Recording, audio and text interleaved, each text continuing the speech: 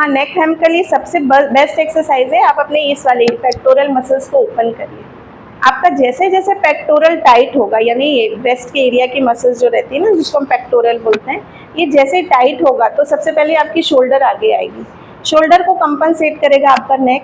ये आगे आ रहा है तो इसको भी आगे आना है। तो सबसे पहले आप नेक, ये वाली जो पेक्टोरल ओपनिंग एक्सरसाइजेस है, जिसमें हम क्या करते हैं, ये हाथों को पीछे ले जाते हैं या दोनों हाथ को आप ओपन करिए। ये एक्सरसाइज आपको लंग को भी बहुत फेवरेट एक्सरसाइज है जब आप ओपन करते हो, क्योंकि पेक्टोरल के जस्ट पीछे हमारी लंग्स है।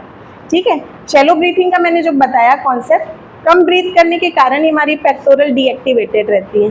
जितना आप पेक्टोरल को ओपन करोगे, जितना स्ट्रॉन्ग ये रहेगा, उतना ज़्यादा नेक क्या रहेगा, स्टेबल रहेगा। ठीक है, आगे और पीछे का ही बैलेंस है। आगे की मसल्स टाइट हो गई, पीछे की मसल्स वीक हो गई। ठीक है, पीछे की मसल्स को क्या करो, स्ट्रेंथन करो। आप ओवरहेड रोइंग कर सकते हैं, पुल अप कर सकते हैं, देन आप चेस्ट ओपनिंग एक्सरसाइज कर सकते हैं। तो ये खुलेगा और पीछे वाली मसल्स में स्ट्रेंथनिंग करें। तो बैलेंस करना है अपन को, सब जगह बैलेंस चाहिए। ठीक है, अगर आप सिटिंग कर रहे हो, फ्रंट की मसल्स को खोलो, पीछे की मसल्स को स्ट्रेंथन करो। जिम में ये नहीं बताते। हाँ, नहीं बताते हैं। जिम में स्ट्रेचिंग में ज्यादा नहीं, सिर्फ स्ट्रेंथनिंग में ध्यान दें। हाँ, फ्लेक्सिबिलिटी जीरो करवाते हैं। फ्लेक्सिबिलिटी जीरो होता है, इसमें मैं गाइड ज्यादा पुलअप्स वगैरह ज्यादा कराते हैं वो हम लोग, कि उनको ये रहता है कि जल्दी से, अगर हमारे पास जिम में कोई पर्सन आया है वेट लूज करने, तो जल्दी जल्दी उनको वेट लूज करे, चाहे वो बाय हुक हो या बाइक, कैसे भी करके उनको करना है। तो वो हैवी वर्कआउट करवाते जिससे कई बार देखिएगा जिम जाने के बाद जो है, स्पेशली लेडीज़ को, मैंने अपने साथ भी इस चीज़ को अनुभव किया है, बहुत ज़्यादा थकान होती है। और ऐसे नॉर्मल आप वॉकिंग करिए, चलिए, तो उतनी थकान नहीं। हम सेम चीज़ वहाँ पे हम करते मशीन में, बट लेकिन हम ऐसे नॉर्मल वॉकिंग करेंगे तो हमको उतनी थकावट नहीं होती है। बट वहाँ जाने के बाद इतना ज़्यादा क्यों होता है, ये चीज़ समझ में मेरे को बाद में आया, जब मेरे साथ में खुद ये चीज़ घटा। तो क्योंकि जब आप वॉकिंग करते हो, you are not in competition with anybody. पर आप जब जिम जाते हो, जब आप सराउंड करते हो, तो आपकी ब्रेन कॉम्पिटिशन में वर्क करता है। आप देखते हो, आपको फीडबैक मिलता है कि जब वो कर सकता है तो मैं क्यों नहीं कर सकती।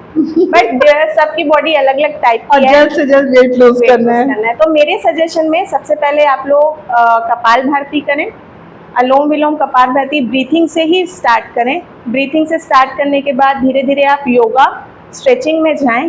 जब योगा और स्ट्रेचिंग कंप्लीट कर लें तीनों सेशन, जब आपकी बॉडी पूरी खुल जाए, फ्लेक्सिबल हो जाए, देन आप जिम को ज्वाइन करें। फ्लेक्सिबिलिटी के बाद स्ट्रेंथनिंग करोगे, आपको जल्दी रिजल्ट मिलेगा, ऊपर से आप इंजरी फ्री रहोगे। बॉडी अगर जाम रहेगी तब जाके स्ट्रेंथनिंग करोगे तो कोई मतलब नहीं है, क्योंकि फ्लो ही नहीं हो पाएगा एनर्जी का। आप सिर्फ जाके करोगे। इसलिए कई लोग में देखेगा, ये बोलते हैं मैम सालों से जिम कर रहे हैं बट नॉट रिड्यूस एनीथिंग, क्योंकि बॉडी उनकी जाम है, आपका कोर जाम है, आपका पेल्विक फ्लोर ब्लॉक है। वो जब तक नहीं खुलेगा आप फ्लो नहीं कर पाओगे, एनर्जी का फ्लो ही नहीं होगा। और जहाँ फ्लो ऑफ एनर्जी स्टक हुआ, वहाँ इंजरी हो जाता है। तो योगा आपको आपकी सोल से कनेक्ट करता है, तो try to do yoga, meditation. और अभी तो पिलाटीज का बहुत अच्छा कॉन्सेप्ट आया है। Pilates work on the core with upper limb lower limb stretching and brain के साथ और ब्रीथिंग के साथ आपको एक कोर को कनेक्ट करता है, इसलिए पिलाटीज में कभी इंजरीज नहीं होती।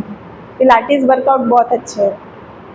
आप सिंपल पिलाटीज एक्सरसाइज चालू करो घर में, और डेफिनेटली आपको 15 या 1 महीने में अच्छा रिजल्ट मिल जाएगा as compared to gym. Simple prop के साथ भी आप घर में कर सकते हो पिलाटीज। बस आपको ब्रीथिंग को सिंक्रोनाइज करना है अपने वर्कआउट के साथ। अक्सर जिम में देखना ब्रीथ होल्ड करके एक्सरसाइज किया जाता है, सांस को रोक लिया एंड देन, तो ब्रीथ होल्ड नहीं करना चाहिए। अक्सर वो सांस को रोको, सांस को छोड़ो, वो ऐसे ही गाइड, ट्रेनर्स जो है ऐसे गाइड करते हैं, छोड़ो लो ऐसा करो। उसमें मतलब हमका पूरा कंसंट्रेशन रहता है कि कब छोड़ना है हमें सांस, कब लेना है हमें सांस, ऐसा वाला। इसी के कारण क्या होता है, जब आप सांस लेके रोक लेते हो तो आप इंट्रा-एब्डोमिनल प्रेशर को बढ़ाते हो। अब उसके साथ वेट को लेते हो, आप अपने नीचे की जो भी पेल्विक फ्लोर की मसल्स उसको डैमेज करते हो। इसलिए जिमिंग के साथ जो हैवी लिफ्टिंग करते हैं उनको यूरिनरी इनकंटिन्यूंस होने लगता है कुछ दिन के बाद।